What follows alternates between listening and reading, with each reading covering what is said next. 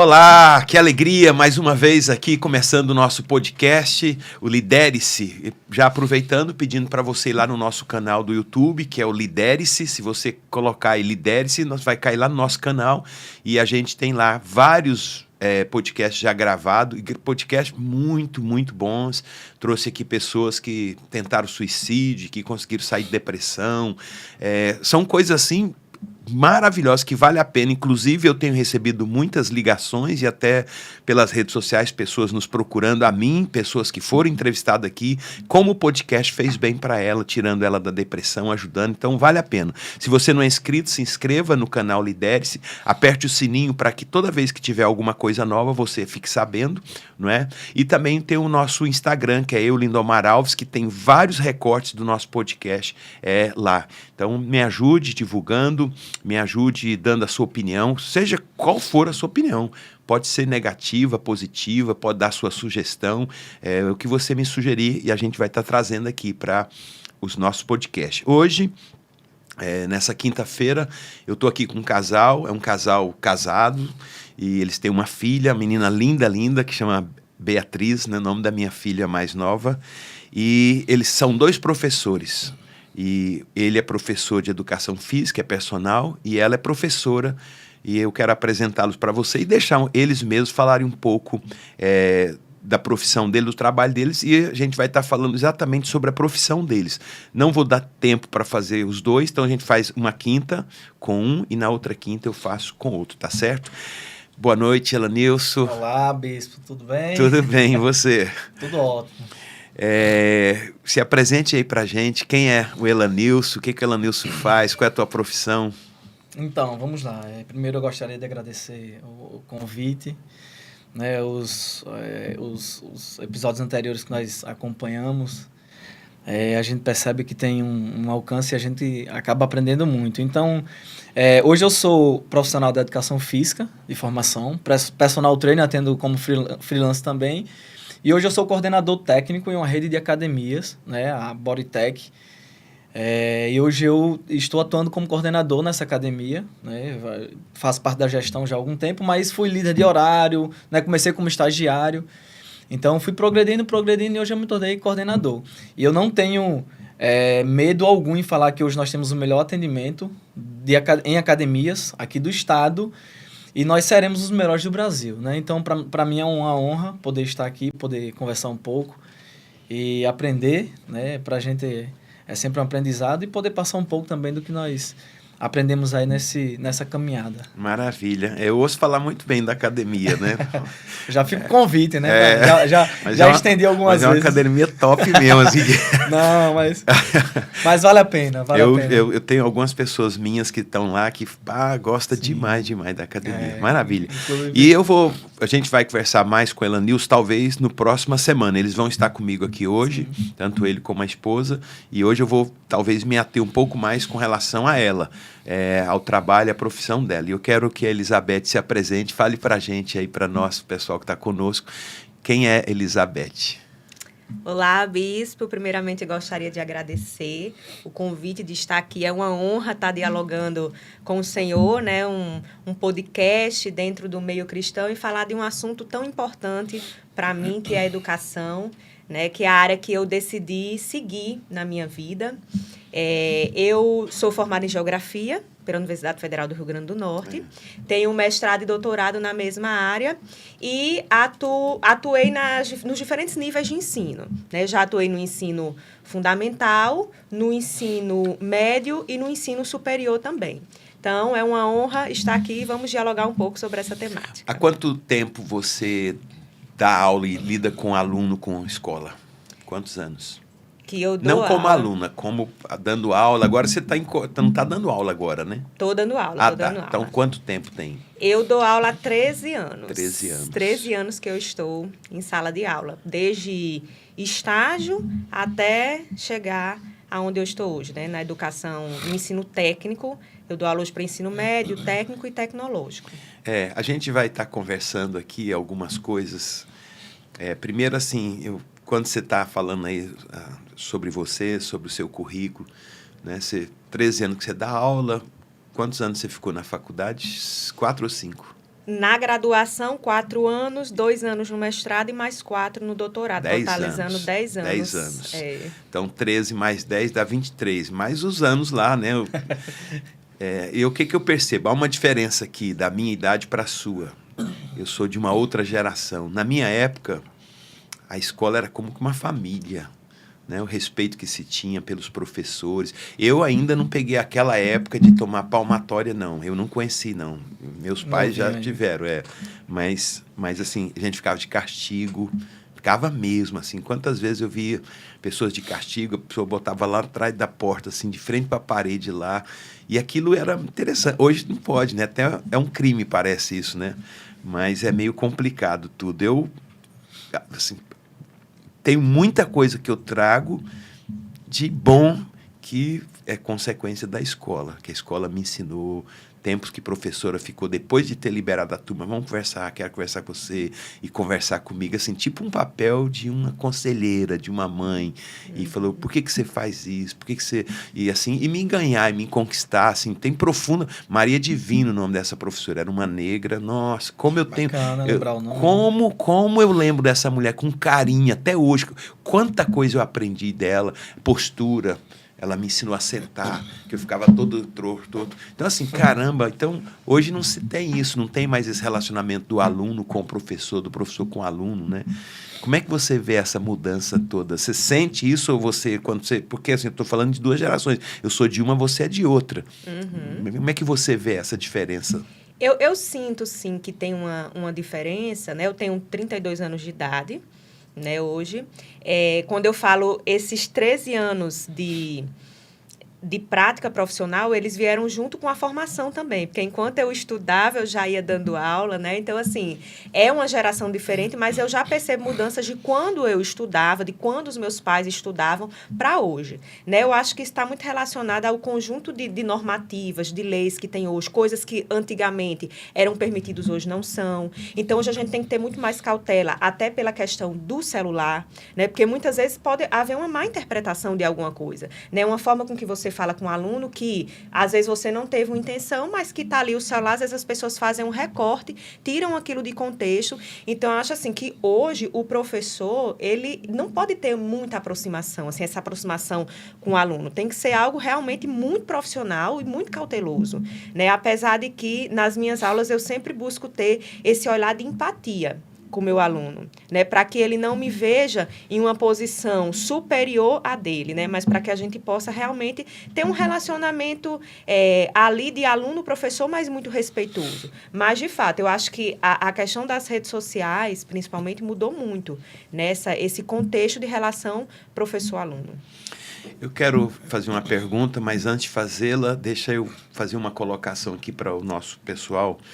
Eu estou aqui com um casal que a gente é da mesma igreja, da Sara Nossa Terra. Eu sou pastor, bispo, líder dessa igreja, e eles são líderes lá comigo, são diáconos e que nos ajuda bastante, bastante. Então, por que eu estou trazendo isso? Porque são cristãos, né? O cristão não é que escolheu uma religião, é um cristão que tem uma experiência com Cristo e que agora vive aquilo que a Bíblia ensina, os valores, os princípios, né? E aí eu queria te perguntar, qual é o papel do cristão na educação? Nossa, bispo, essa pergunta, ela é uma pergunta que parece simples, mas que, para mim, ela é muito importante. Qual o papel do cristão na educação? Para mim, o papel do cristão na educação é ser cristão.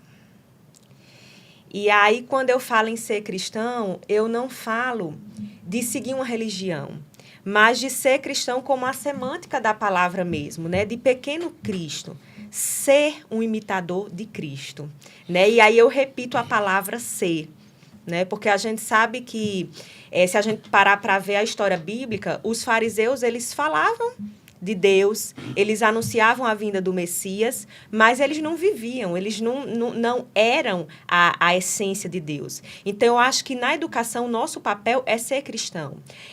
Muito mais do que falar de Cristo, por exemplo, eu ter o meu exemplo de cristã. Então, hoje, eu não preciso falar que eu sou cristã. Eu tento, através das minhas atitudes, fazer com que as pessoas percebam que eu sou cristã, né? Então, hoje, por meio das redes sociais, por exemplo, que sempre no meu Instagram eu gosto de gravar palavras devocionais, então, todo mundo que me segue sabe que eu sou cristã.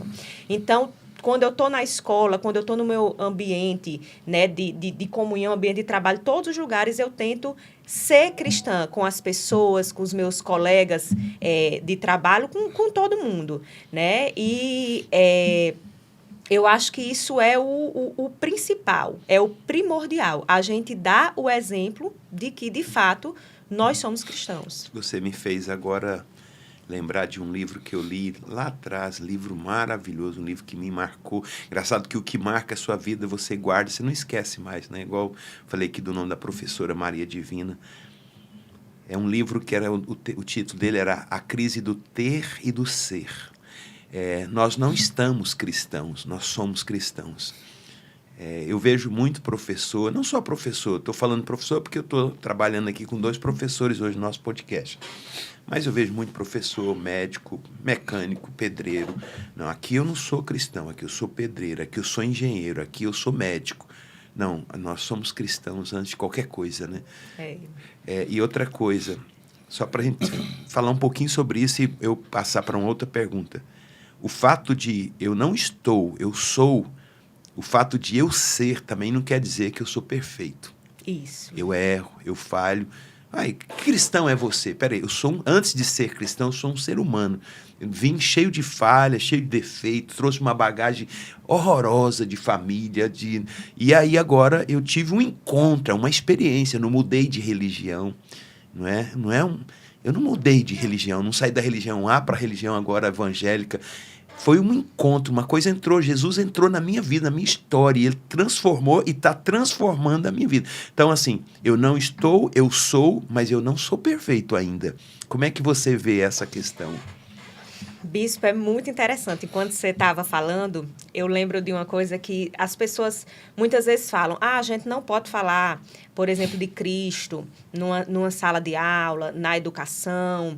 E, de fato, nós vivemos num estado que ele é laico, né? Então, a gente não pode privilegiar, defender, professar no nosso ambiente de trabalho aqueles ideais que estão relacionados ao cristianismo. No entanto, esse mesmo Estado que é laico, ele nos dá a liberdade de seguir uma religião, né? De seguir a nossa fé. Então, acho que é uma via de mão dupla. E me dando essa liberdade, eu não tenho como, sendo cristão e não estando cristã, chegar no meu trabalho e tirar, né? Como se eu tirasse uma capa de cristã. Eu sou cristã, isso é quem eu sou, né? Então, assim, nas minhas práticas, a minha ética, tudo define que eu sou cristã. A Bíblia fala que tudo que nós devemos fazer como ao Senhor. Então, assim, eu busco a todo momento fazer o meu trabalho com excelência, respeitar, amar ao próximo, amar a Deus sobre todas as coisas. Então, isso é sobre quem eu sou. Eu não consigo entrar no meu trabalho e tirar, porque não é uma capa, não é como uma roupa que a gente veste e que a gente tira, né? Então, assim, isso não fere em nada a laicidade do Estado, né? O fato de eu ser cristã. E, de fato, a gente vai errar. Eu acho que a sociedade cobra muito do cristão um perfeccionismo. Mas nós não vamos conseguir jamais ser perfeitos. Mas uma coisa eu posso garantir, eu vou tentar. Eu acho muito interessante esse assunto, essa temática, porque hoje é muito comum a gente ver os pais querendo terceirizar a educação, a criação, e às vezes transfere isso para os professores, né? E o senhor estava falando sobre a evolução, né? E perguntou como que ela vê essa questão. Isso é muito interessante. A gente tem até algumas divergências com relação a algumas coisas que estão relacionadas à educação, como as cotas, né? Enfim. Mas como está tudo relacionado à questão trazendo um pouco para o ambiente familiar, não é? E a importância de ter, de repente, um professor ou alguém que tenha esse pensamento de ser Cristo ou de repente ali fazer com que alguém enxergue nele Cristo, é muito interessante. Porque eu lembro que eu estudei na mesma escola que o meu pai estudou. Eu me formei na escola que meu pai estudou. né? E eu tive uma criação diferente da dele. Minha filha já teve uma criação diferente da minha. A criação do meu pai foi totalmente rígida, rigorosa, a minha foi mais flexível. Mas o que é que eu estou querendo dizer? O quanto que esse contexto ele pode impactar.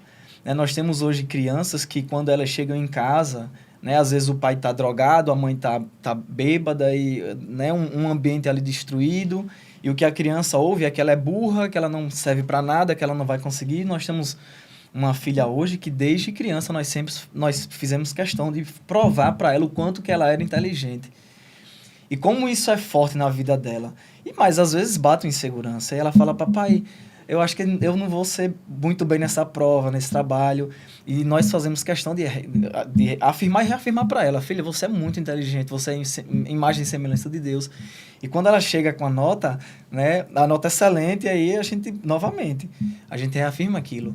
Então, às vezes, é isso que acontece. Nós entregamos os filhos na mão dos professores, né? Mas ele chega sem identidade, sem saber quem ele é. Quando a criança ela chega entendendo que ela é inteligente, que ela é capaz, quando ela chega com esse senso, fica mais fácil. Isso é fundamental, né? A psicologia fala isso para a criança, o quanto é importante para a criança, seja ela de 3 anos, 4 anos, 5 anos, você valorizar, você jogar ela para cima. Né? O fato dela chegar com a nota ruim não está dizendo que ela não é inteligente. Não, você é. Né? E isso dá um senso de valor, isso ajuda na autoestima, isso ajuda o futuro da criança. Né? E, infelizmente, é a minoria que faz isso. E aí entra esse papel, a importância do corpo docente, porque quando a gente fala sobre ideologias, né, uma conexão que ele cria, então ele vai ensinar para a criança o que ele quer, o que ele entende, o que ele acha correto. E eu acho que é isso.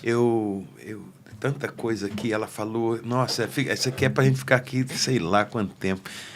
Deixa eu tentar aqui me organizar. Primeiro, eu estava domingo indo para a igreja e choveu muito. Choveu muito de sábado para domingo. Domingo, o dia todo, choveu muito. E eu estava indo, né? E falei, cara, vai ter pouca gente por causa da chuva e tal. Aí, quando eu tô indo, passando ali em frente, o shopping, Natal Shopping, aquele outro shopping popular do lado, como é o nome? Via Direto. Aí veio um cara andando com uma prancha de surf, sem camisa, de calção. Aí eu olhei, nossa, como Deus falou comigo, aquilo ali. Cara, o que é paixão, né? Quando você tem paixão por uma coisa. E eu acho que ser professor não é uma profissão, não é para ganhar dinheiro, é um chamado, é uma vocação. Quando a gente tem paixão, a gente faz com paixão. Quando você faz com paixão, você faz com excelência, né? E eu acho que falta muito isso hoje. As pessoas, elas querem uma função, ganhar o dinheiro, o salário ali. Eu acho que essa é uma das coisas. Segunda coisa que eu queria trazer aqui, eu vou pegar a segunda, depois eu pego a primeira, que é dela ali. Eu tenho aqui um casal e eu tenho a liberdade de falar, um negão, um cara bonito, eu já falei para ele, é uma mulher branca, obrigado, bonita, a filha tá ali, que é a coisa mais linda, né? São mais bonita que os dois, né? E assim, você falou de cota, né? Cara, o cérebro da gente não tem cérebro negro e cérebro branco. Cara, não existe isso. Então, assim, tem umas coisas que a gente não consegue entender. E só para voltar aqui para ela, e nós vamos passar para a segunda pergunta.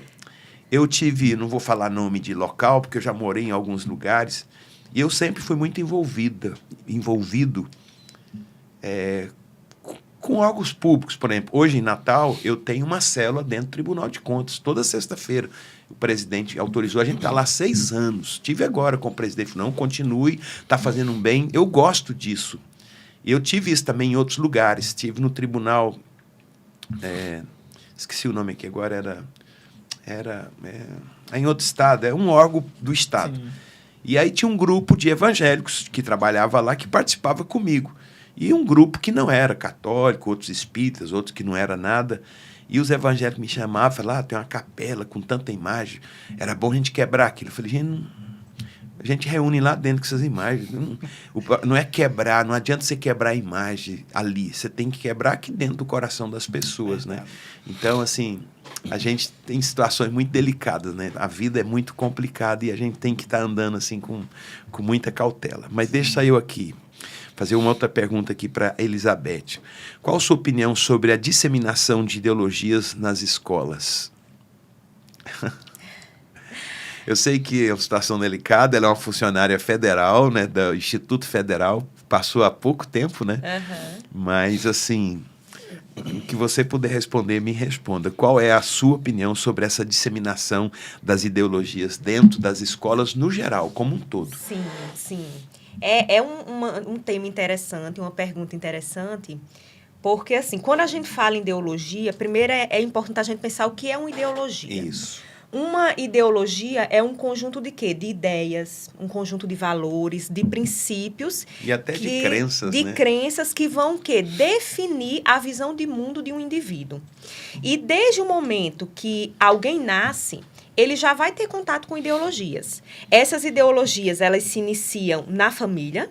E aí, conforme ele vai convivendo com a sociedade, seja na escola, seja no trabalho, seja em grupos, ele vai tendo contato com outras ideologias. Então, assim, para mim, é muito simples essa questão. O primeiro contato que ele tem é na família. Lá em Provérbios, eu acho que é Provérbios 22:6, que fala: ensina a criança o caminho que ela deve andar e, quando adulto, não se desviará dele. Então, eu vou falar agora sobre esse assunto como mãe e como cristã, né?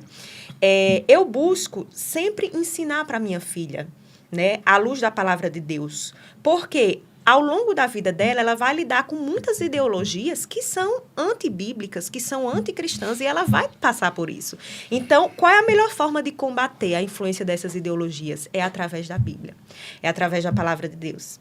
A palavra de Deus, a própria Bíblia fala que a palavra, ela liberta. Né? Então, como que a gente pode se ver livre dessas ideologias que são anticristãs? É tendo conhecimento da palavra de Deus, para que a gente tenha uma consciência crítica de toda vez que nos depararmos ao longo da nossa vida com alguma ideologia, a gente se questionar: isso está de acordo ou não com a palavra de Deus? Porque, enquanto professor, né, vou falar enquanto professora, nós temos um conjunto de conteúdos que precisam ser ministrados, né, que está lá na nossa lei de diretriz, que nós precisamos ministrar aqueles conteúdos. Então, assim, enquanto professor, eu sempre gosto de tratar os conteúdos e falar os pontos positivos, os pontos negativos, mostrar o ponto A e o ponto B sem influenciar o meu aluno. Porque o meu aluno, ele precisa ter um senso crítico para ele saber o que para ele é bom e o que não é.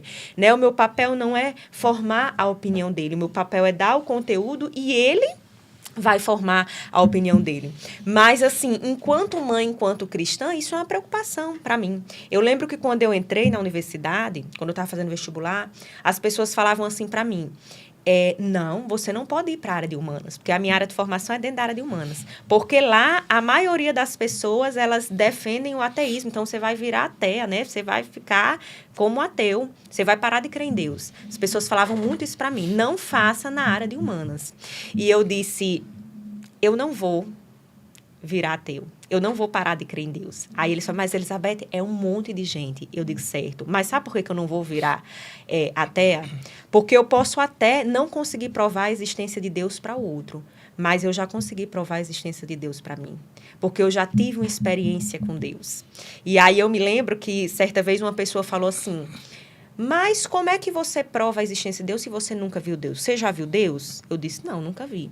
E como é que você prova? E eu cheguei para essa pessoa e disse: você já viu o vento? Ela disse: não. Eu disse: como é que você sabe que o vento existe? Porque eu sinto. A mesma coisa, energia, né? Enfia o dedo na tomada. Pois é. Então, assim, a mesma coisa para mim é Deus. Como é que eu provo a existência de Deus para mim? Porque eu já senti. Eu já tive experiências com ele. Então, nada que eu receba de influência em nenhum ambiente vai influenciar a minha fé. É igual porque o vento, eu tive né? experiência. Sem o ar, a gente morre. Pois é. Né? Então, é isso que eu tento, assim, passar para minha filha. Né? Através da palavra de Deus, ela ter o conhecimento para que quando ela chegue nesses ambientes e ela se depare com alguma dessas ideologias, ela saiba filtrar e falar: não, isso aqui não serve para mim, isso aqui não é bom. E assim, quando essa pessoa chegou para mim e disse: você não pode entrar, eu disse: aí é que eu tenho que entrar.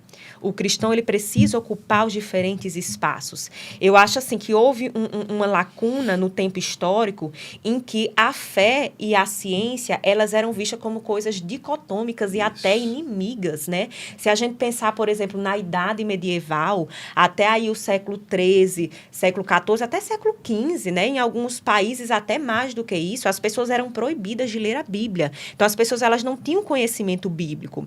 Então, as pessoas, elas não tinham como ter esse conhecimento que libertava. E, por outro lado, os cientistas que chegavam com descobertas, a própria igreja daquela época perseguia, né, essas pessoas. Então, começou a ser visto como coisas antagônicas. Mas hoje nós temos vários cientistas, estudiosos, inclusive do meio cristão, que têm desenvolvido estudos nessa área. Inclusive o nosso bispo Robson, né, bispo? Que ele é um cientista que discute essa relação entre a ciência e a fé. Então, eu acho que nós temos, sim, não é fugir dos espaços, é a gente se precaver com a palavra de Deus, a gente se fortalecer na palavra de Deus para a gente saber quais são as ideologias que servem e as que não servem para a gente. E a ciência e a fé, hoje, a gente sabe que elas, em nenhum momento, elas se contradizem. Pelo contrário, o que acontecia era uma má interpretação dos conhecimentos científicos. Então, o nosso bispo mostra muito isso à luz da física quântica, por exemplo. Exatamente.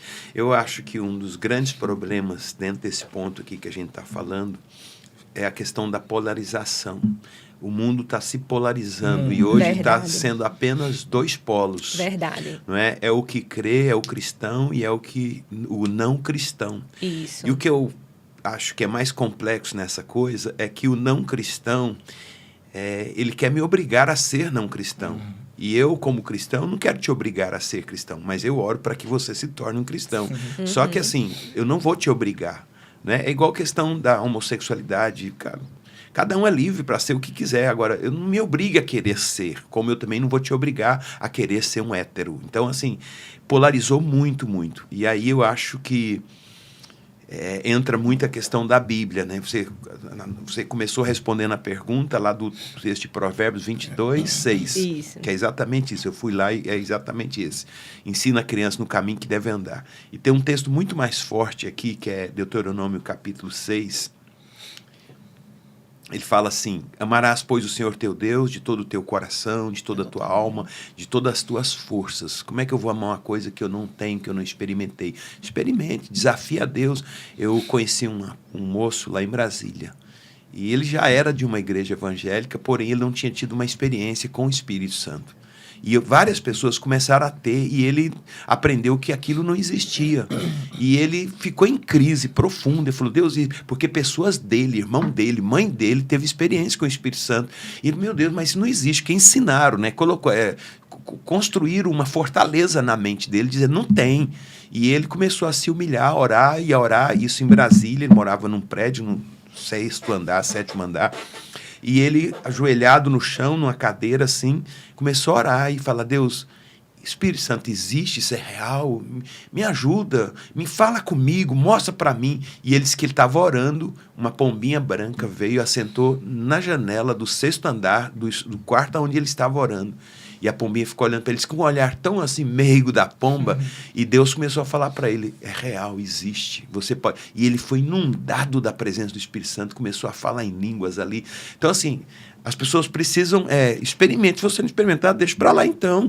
O que a gente vive é o que a gente experimentou, é um direito nosso. E aí ele continua, né? Estas palavras que hoje te ordeno estarão no teu coração e as ensinarás a teus filhos, e delas falarás assentado em tua casa, andando pelo caminho, deitando-te e levantando-te. Também as atarás por sinal na tua mão, e te serão por frontal entre os teus olhos, e as escreverás nos umbrais de tua casa e nas tuas portas. Eu tive em Israel, isso aqui, você vai lá nas portas, está todo mundo, eles têm isso, eles levam tão a sério a palavra de Deus, sabe? E realmente é isso, é o que você começou falando, a palavra, ela tem um poder transformador, restaurador, libertador, curador, salvador. Ela faz aquilo que o homem não pode fazer. E só para eu fechar isso aqui, quando houve aquele atentado lá nas Torres Gêmeas em Estados Unidos, perguntaram para a filha, né, é o nome dele, pastorzão que morreu? Não lembro. Miles não, um outro evangelista muito poderoso. Perguntaram para ela: cadê Deus? Por que Deus permite, né, tantas pessoas morreram ali naquelas torres gêmeas. Billy Graham, não? Não, Billy Graham. Foi filho do Billy Sim. Graham. Aí, cadê Deus nessa situação? Ela falou assim, Deus continua no mesmo lugar. Vocês tiraram ele da escola, quando vocês tiraram os crucifixos, né, quando vocês não permitiram mais, e agora não estão permitindo nem mais falar. Então, vocês que estão botando ele para fora. Agora, vocês querem culpar Deus por uma situação dessa. Então, assim, não tem como tirar Deus. E a gente está vendo a situação cada vez mais terrível. E você observa, eu faço muita leitura, eu fico olhando as pessoas que estão cada vez mais distantes. Pode observar, a vida está cada vez pior. E quem cada vez mais próximo, a vida está cada vez mais próxima. Então, eu quero só fechar essa segunda pergunta, vale a pena você buscar essa palavra, esse Deus, essa experiência, não é isso? Verdade. Vamos aqui para uma outra pergunta. É um assunto tão importante que eu fico empolgado aqui. Terceira pergunta. Como é ser uma cristã dentro de um ambiente onde as ideologias marxistas tomaram conta? Se puder, até para o nosso público, né, falar um pouquinho quem é Karl Marx, né? Não precisa, claro, dar aqui uma aula, mas só ir entrar. Como é ser uma cristã dentro de um ambiente onde as ideologias marxistas tomaram conta? Vou falar um pouco sobre a minha experiência, né, como aluna na universidade, dentro da área de humanas, graduação, mestrado, doutorado, que foi onde eu tive o maior contato, né, com as ideologias mais marxistas. Karl Marx, ele foi um sociólogo, né, ele defendia e criador do método do materialismo histórico dialético, e grande parte das ideias de Marx foram depois defendidas, incorporadas por outros estudiosos, onde se falava muito a respeito da questão do socialismo, né, que deveria haver uma revolução do proletariado. Então, coloca a sociedade, né, como formada por oprimidos e opressores, né? E que para que esse sistema capitalista, que é desigual, ele pudesse sair, né, desse estágio de desigualdade, já que ele é baseado nas desigualdades, deveria haver uma revolução do proletariado que daria início ao socialismo e, no seu estágio mais avançado, inclusive, ao comunismo. Eu confesso que, quando eu estudei as ideias de Marx, eu me apaixonei, mesmo sendo cristã, né? Então, assim, eu gostei muito das ideias, só que depois eu fui estudando mais a fundo. E eu fui vendo que uma coisa é o socialismo utópico, outra coisa é o socialismo real. Então, o que é o socialismo utópico? É aquilo que está no âmbito das ideologias, das ideias, de como que as pessoas que veem o socialismo defendem, que ele deve ser. E o real é como ele de fato é, que a gente vê que as sociedades que defenderam o socialismo, que se tornaram socialistas, viraram ditaduras, né? E me parece que hoje quem defende muito essas ideias é como se tivesse ficado parado no tempo, porque hoje a gente já vive outra sociedade. Nós vivemos num mundo tão globalizado, onde a economia ela está tão conectada entre os países, que não tem como uma sociedade, e eu estou falando aqui do ponto de vista econômico, né? Eu não estou nem me detendo tanto ao ponto de vista político, mas não tem como um país, uma sociedade se declarar socialista dentro desse mundo que é capitalista, né? Então, assim, existem muitos ideais que, quando a gente vai ver à luz da Bíblia, são totalmente contrários, né? Então, como cristã, eu hoje já tenho outra visão, né? Então, assim, quando eu falo sobre o assunto, eu gosto de falar os dois lados, né, da moeda. E aí, daí a importância, quando a gente falava, por exemplo, em ideologia, desde a infância, a criança, ela ter contato com a ideologia da família para que ela possa fazer esse julgamento. Eu nasci num lar cristão, mas não praticante, né? Meu pai se dizia católico, não praticante, né? Então, assim, eu tive pouco contato com a igreja. Eu me converti já aos 15 anos de idade. Então, não tinha uma base bíblica muito profunda. Daí eu vejo também a importância, por exemplo, dos grupos de jovens na igreja, dos líderes de jovem, de incentivar a leitura da Bíblia, a leitura da palavra. Porque como é que eu consegui ter um pensamento mais crítico sobre essas ideologias? Foi quando eu fui para a palavra. Quando eu fui conheci a palavra e eu comecei a confrontar. Porque quem defende as ideias, né, mais para esse viés marxista, vai falar ali só os pontos positivos. O que eu não acho legal. Acho que quando você está falando de uma ideologia, você deveria estar falando dos dois lados, né? Mas não, fala só de um dos pontos. Então, por isso que eu acho que durante um tempo eu defendi muito, né? Mas hoje eu já vejo como uma ideologia que ela é anticristã, que ela fere muitas coisas da palavra de Deus. Então, por isso que eu não sigo isso, né, assim, na minha vida, eu não defendo isso na minha vida e eu acho que não é algo bom de se buscar. Eu acho que a gente precisa ver que estamos no século XXI, numa sociedade que é globalizada e que o socialismo não funciona dentro dessa temática. Maravilha. Eu acho legal essa questão sua, inteligente, né? Eu não preciso destruir a ideologia, né, marxista para que a minha prevaleça. Ela mesma, né? Uma vai ter que prevalecer, ela mesma. Então, ensina as duas, não é? E veja o resultado de ambas e toma a sua decisão. É bem simples, né? É simples, é só analisar os fatos. Né? É muito fácil a gente criar uma teoria, mas a teoria ela só é verdadeira se ela for para a prática. Não é verdade? Então, eu falo, determinado medicamento, ele é bom para a cura de determinada doença. Mas e na prática? Será que ele tem eficácia? Se ele não tem eficácia, então aquela teoria, ela não é verdadeira. Claro.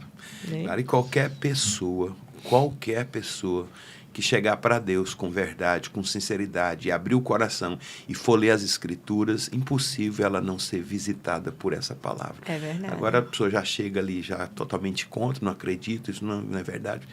Bom, vamos aqui, eu tenho 2 perguntas para a gente finalizar.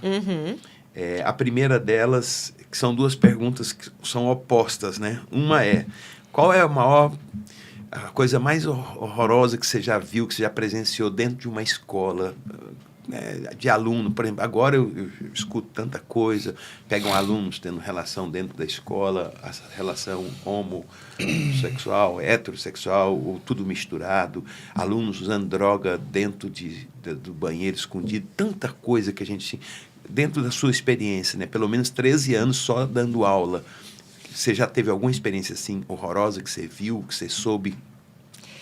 A pior experiência que eu tive em sala de aula foi na minha primeira semana de contato, né, com a escola. Eu dava aula em uma escola da rede privada e deu um intervalo e quando eu volto para a sala, 2 meninos de o quê? 12 anos, estavam brigando, mas era uma briga muito feia, né? Assim, de escorrer sangue e tudo. E eu fiquei assim, sem reação, né? Na hora eu fiz, né? Fui lá apartar a briga e chamei o coordenador, mas eu fiz, meu Deus, são alunos de 12 anos, né? Olhe a sociedade que nós estamos criando. E no outro dia, um desses alunos levou uma faca. E um aluno me falou, e eu fui lá na direção, né? E aí pegaram e realmente viram a faca na bolsa desse aluno. Então, a gente não sabe o que poderia ter acontecido caso a gente não tivesse chegado. Então, assim, isso foi uma experiência que eu tive. Mas quantas que nós estamos vendo aí no jornal? Né? De crianças com necessidades educacionais específicas, por exemplo, sendo mortas por causa de agressão dentro da escola. De crianças que estão sofrendo bullying. Dados que muitas vezes não são divulgados, mas de suicídios. Muitas crianças que têm se suicidado, gente. Crianças, adolescentes. E, para mim, isso tem acontecido dentro de algo que até o Elanils falou, que é muito forte, que é o seguinte... Hoje, a gente vive numa sociedade em que o pai e a mãe precisam trabalhar. Isso eu estou falando de uma família que tem um pai e a mãe, porque tem aqueles que são mãe solo, né? Enfim, mas o pai e a mãe precisam trabalhar. E, muitas vezes, terceirizam a educação do filho. E aí, tentam compensar, às vezes, só com presentes. mas não dão aquela atenção, aquela educação. E aí eu cansei de ver em reunião de pais, inclusive presenciei várias vezes, os pais querendo transferir para a escola a obrigação que era da família. Então, para mim, esses grandes problemas que nós temos enfrentado nas escolas, principalmente em relação a bullying, a agressividade, é o reflexo do que essas crianças veem em casa. Eu tive uma situação, como mãe de aluna, né, na escola da minha filha, de bullying, por exemplo, em que eu cheguei para a diretora da escola, né, ela sofreu bullying na escola, e eu cheguei para a diretora da escola e ela falou o seguinte: a gente não via isso tão frequente antes da pandemia. E com a pandemia, a gente passou a ver mais agressividade entre crianças. Por quê? Aí eu fui e disse, por quê? Ela disse, porque as crianças ficaram em casa. E em casa, muitas vezes, elas viram agressão do pai com a mãe. E aí elas chegam na escola e elas tentam reproduzir aquele comportamento que elas viram em casa. Então, assim, isso para mim foi muito forte. Muito forte. E a gente vê que a maioria das crianças que tem problema comportamental dentro da escola, porque eu já fui professora de ensino fundamental, a raiz do problema muitas vezes está em casa. Com certeza. Em problemas que elas passam em casa.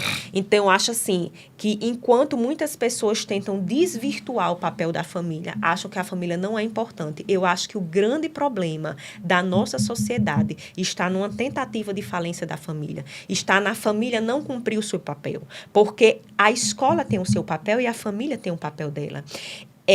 A escola, ela não tem que ensinar alguns princípios, alguns valores que quem tem que ensinar é a família. Inclusive, por exemplo, uma família cristã. Eu faço questão de ensinar os princípios cristãos para minha filha. A escola não tem essa obrigação. A escola, ela tem que fazer o quê? Ela tem que ensinar o conteúdo e ela tem que ensinar valores também. Mas que valores são esses? Relacionados à ética, relacionados à cidadania, ao convívio desse aluno com a sociedade, ao respeito ao próximo. Mas nós que somos cristãos, os nossos valores, eles são muito importantes para a gente. Então, quem tem que realmente ver isso é a família. E, assim, talvez tenha alguém aqui não cristão que esteja assistindo, né, esse podcast, eu sempre falo, por mais que alguém não seja cristão, nunca diga que um valor cristão, ele não vai ser bom. Porque tudo que tem na Bíblia é bom. Deus é bom. Se a gente pegar os mandamentos que são resumidos por Jesus, amar a Deus sobre todas as coisas e ao próximo como, né, a si mesmo, então o aluno, ele vai chegar na escola, ele não vai desrespeitar o professor, porque ele ama como a si mesmo. Ele não vai desrespeitar um coleguinha, porque ele ama como a si mesmo, né? Ele vai se esforçar, porque ao se esforçar, ele vai estar se amando também, né, como a própria Bíblia fala. Então, eu acho que é muito importante a gente resgatar essa importância e esse valor da família para a gente minimizar essas questões que a gente tem enfrentado nas escolas. Isso é interessante porque tem algumas pessoas, né, alguns amigos que eu conheço que eles não são cristãos, mas eles fazem questão todo início de ano de matricular os filhos numa escola cristã, né, por essa questão dos princípios e valores de tudo que é ensinado. Porque, assim, ele quer algo que seja uma extensão do que ele tenta ensinar ali, o que se aproxima ao máximo, né, da palavra de Deus, ou mesmo que ele não tenha entendimento da palavra, dos textos bíblicos, mais do que é correto, né, quando a gente fala de princípios e valores. Então, tem muitos amigos meus, pessoas que eu conheço, que eles não se dizem cristãos ou são católicos não praticantes, mas, inclusive, alguns matriculam em escolas que são evangélicas mesmo, assim, eles preferem por essa questão, né? Então, para a gente ter noção de como isso é importante, né? De como isso é forte, né? Antes de fazer a última pergunta aqui, para a gente fechar o podcast, você falando das situações dos dois garotos de 12 anos brigando, sangrando. A gente tem um evento na igreja, que vocês sabem, que chamamos de revisão de vida, né? É um evento do dia todo, 9 da manhã até as 18 horas. E eu estava ministrando uma palestra, o meu tema era libertação e quebra de maldições. E eu falo com muito afinco, porque eu tive uma experiência muito forte na minha história familiar dessas duas situações. E uma garotinha lá, magrinha, ficou observando, eu porei com ela veio falar comigo e queria conversar comigo. Eu conversei com ela depois, ela falou que o pai dela abandonou ela e a mãe, e que era só ela de filha, a mãe era drogada e morava na rua. Eu falei, e você mora com quem? Você tem parente? Eu falei, não tem vó, não tem ninguém. Eu estou morando com uma pessoa agora, moro com ele, vivo com ele, tenho uma vida, tipo, casado com ele. E eu falei, quantos anos você tem? Ela falou, tenho 13 anos. Uma fuga, né? E ela falou que ele estava agora agredindo ela e que ela não sabia o que fazer, para onde ir. E eu fiquei de mão atada. Falei, caramba. Eu abri com a minha esposa, abri com a liderança. Falei, gente, precisa fazer alguma coisa. Se eu não fizer como igreja, quem vai fazer? Né? E é delicado, né? É muito delicado. Me diga aqui, cara, é meio... E qual foi a experiência com Deus mais impactante que você teve dentro da escola? Muito obrigada por essa pergunta. Eu vou responder essa pergunta voltando ao início do que eu comecei, das respostas que eu comecei a dar.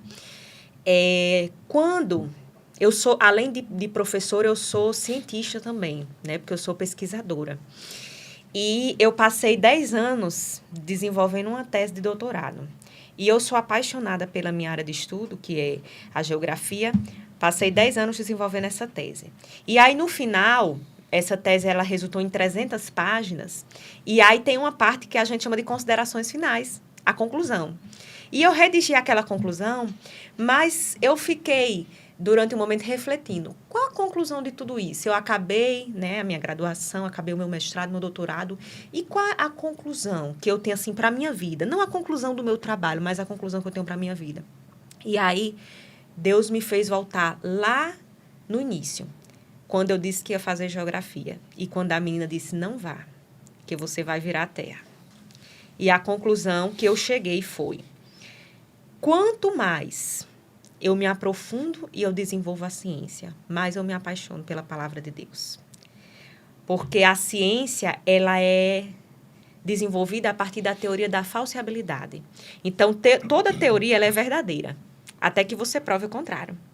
Então, hoje eu posso estar dizendo que a minha teoria é verdadeira. Lá na frente pode ter um pesquisador que ele diga, não, mas eu encontrei algo aqui e essa não é mais verdadeira. Então, a ciência, ela é passível de ser falha. Ela não é uma verdade absoluta. Então, a única verdade absoluta e imutável é a Bíblia.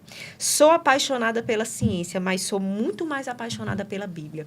Porque a Bíblia é a palavra que é imutável, né? E, assim, a Bíblia, ela é atemporal e espacial.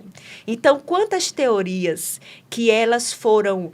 eram teorias, assim, super importantes para um determinado período, como a questão do heliocentrismo, onde todos achavam que o Sol era o centro do universo e aquilo era a verdade da época. Aí depois você vê o geocentrismo, não é a Terra que é o centro, e assim vai. A ciência, ela é assim. Ela é muito importante, mas ela é passível de falseabilidade. Já a Bíblia, não. Independente do tempo, do espaço que a gente está, ela não muda, ela é imutável e ela é a única verdade absoluta. E a palavra de Deus, ela me apaixona de uma forma, porque quando a Bíblia fala que a palavra de Deus liberta, eu tive uma crise de ansiedade durante todo esse processo, né, de mestrado, doutorado, a gente estuda muito.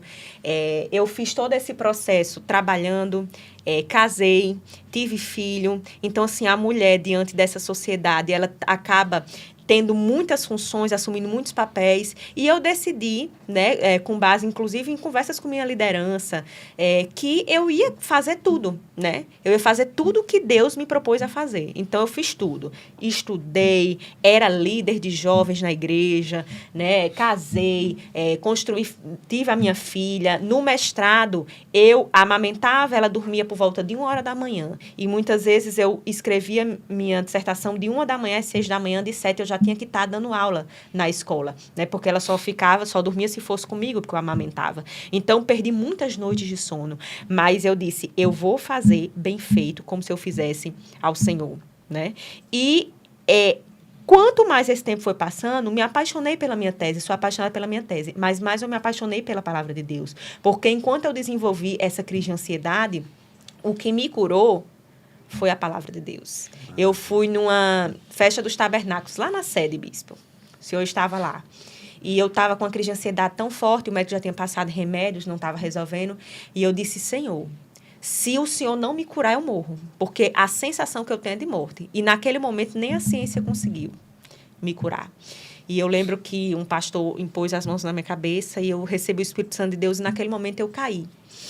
E eu recebi uma paz tão grande do Espírito Santo que a palavra de Deus, assim, me deu, encheu a minha vida, que eu fui curada ali de toda ansiedade, né? Então, a paz de Deus, que excede todo entendimento, veio sobre a minha vida. Então, assim, por que eu trago isso como uma experiência? Porque foi a conclusão final de 10 anos de trabalho. Eu tenho uma tese científica, mas nada é tão importante como a palavra de Deus. Verdade. Fantástico, maravilha, muito bom, parabéns. Eu quero fechar aqui esse podcast, que mais uma vez você me fez lembrar de um grande homem, de uma história verídica, eu vou contá-la, que é Louis Pasteur. Uhum. Ele estava vindo num trem e lendo a Bíblia. E ele era um doutor, né, um cara... E entrou um aluno de medicina com vários livros na mão, né, empolgado com a medicina, já estava quase metade do curso dele. E aí ele viu lá o Louis Pasteur com a Bíblia na mão. E aquilo incomodou muito aquele rapaz, o rapaz com os livros estudando, porque medicina é muito, exige muito, né? Aí ele parava, ficava olhando para a Bíblia. E o Louis Pasteur percebeu que ele estava incomodado. Aí olhou para ele, rapaz, você está lendo a Bíblia? A Bíblia, perdendo tempo, lendo isso aí. Faça como eu, ó, só livro de medicina e tal, e tal, e tal. Deu uma dura no velho. Aí ele, que legal, você faz medicina, e ficou conversando com ele e tal. Aí depois eles trocaram cartão, né? Aí Louis Pasteur escreveu assim no cartãozinho dele que deu para o rapaz, quando estavam descendo o trem. Um pouco de ciência afasta o homem de Deus, mas muita ciência aproxima o homem de Deus. Verdade. Não é? Então, assim, é o que você falou, a ciência antigamente, a fé, elas não convergiam, né? Elas desassociavam. Hoje a gente percebe que elas estão... Deus tem levantado pessoas, muitos homens, Bispo Rodovalho é um deles, para trazer isso, né? Mostrar até nos milagres que a ciência estava por trás daquilo ali, né? E a palavra de Deus, ela vai prevalecer. Tem um versículo de Salmos que fala que a palavra de Deus, ela está firmada nos céus. Passará os céus e terra, mas a palavra de Deus não vai passar. Então ela é mais forte do que qualquer ciência. Ciência para a gente é muito bem-vinda, né? Eu tive um acidente, estou vivo hoje por causa da ciência, claro, primeiro de tudo Deus guardou, mas assim, como foi, o médico falou, o próprio médico falou, você não vai andar, você vai, estou andando, então a ciência está muito, ótimo, graças a Deus pela ciência, mas nada igual a palavra de Deus. Bom, quero deixar aqui aberto, primeiro Ela News, para vocês despedirem do nosso pessoal, e na outra semana a gente volta, no final eu falo da nossa volta aqui na próxima semana. Gostaria de agradecer, né? Novamente é um momento de muito aprendizado. É interessante como a gente aprende ciência e a gente sai edificado também pela palavra, pelos testemunhos, né? Então, gostaria de agradecer, Bispo, pelo convite e gostaria de voltar mais vezes aí nas próximas oportunidades. Semana que vem vocês estão aqui. Pois é. Elizabeth, obrigado. Você. Muito obrigado, Bispo. Gostaria de agradecer a audiência também, né, de todos que estão assistindo esse podcast. E finalizar dizendo que eu sou professora, eu sou cientista e, acima de tudo, eu sou cristã. Então, uma vez um aluno chegou para mim e falou assim, professora, eu estou tão feliz que eu descobri que eu estou uma professora cristã. Que legal. Então, é sobre representatividade. Então, o lugar do cristão é onde ele quiser. Amém. Então, nós temos que estar, sim, nesses espaços de educação, nós temos que estar nas universidades, porque esse é o nosso lugar. E nós não estamos cristãos, nós somos cristãos. Nós somos cristãos, é verdade. Muito obrigada, Bispo. Gente, obrigado demais mesmo, assim, aprendi muito aqui, você deu uma aula pra gente hoje aqui, obrigado, Elanilson. Na próxima semana a gente vai estar com um casal aqui, agora sim, eu vou fazer uma fala aqui que... Vou fazer umas perguntas pesadas para ele. Por causa do ambiente dele lá, né? Trabalha com aquelas... Pode ficar à vontade, Bispo. Semana que vem o podcast vai pegar fogo aqui, gente. Ele bom que eu descubro. Ele vai falar, ele vai ter que falar e a mulher vai estar do lado aqui. Gente, obrigado. E mais uma vez, vai lá no canal, lidere-se, se inscreva, aperte o sininho lá, participe, escreva da a sua contribuição, falando positivamente ou negativamente, e também no canal, ou no no YouTube, é eu, Lindomar Alves. Tem vários podcasts lá e recorte dos podcasts bem legal, tá bom? Deus abençoe você. Semana que vem estou com eles aqui novamente. Um abraço.